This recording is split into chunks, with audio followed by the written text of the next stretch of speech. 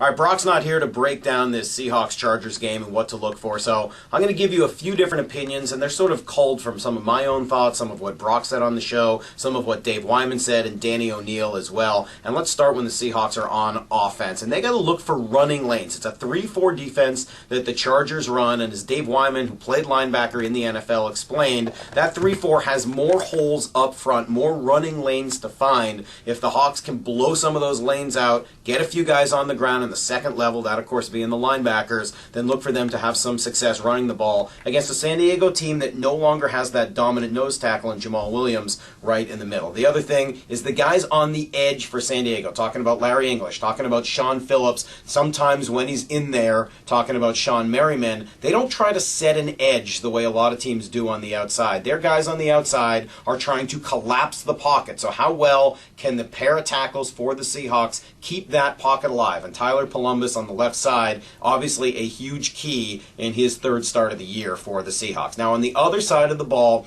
when the Seahawks are on D, number one guy this week is going to be Earl Thomas. Danny O'Neill said it, Brock said it, I believe the exact same thing. It's a San Diego offense that wants to throw the ball deep. They want to get behind your safeties. They want large chunks of yardage, 15, 25, 35 yards at a time. This is not the Josh McDaniels dink and dunk flip screen offense that you saw last week. So can Earl Thomas at free safety get deeper than the deepest and make plays on both sides of the ball? That's a key. Number two, another young guy, Aaron Curry. Can he get pressure on Phillip Rivers? If he can't, and Rivers has time to just look all around and pick his guy, well, Earl Thomas can have all the great coverage he wants. Eventually, if given time, Phillip Rivers and that North Turner offense will find their guy. And the last one for me is the crowd noise. We saw San Diego struggle badly when they went on the road to Kansas City, another very loud environment, Arrowhead Stadium. What happens when he comes up to Seattle? When he got frustrated at his offensive line in Kansas City, he was kicking the ball, he was so upset and frustrated.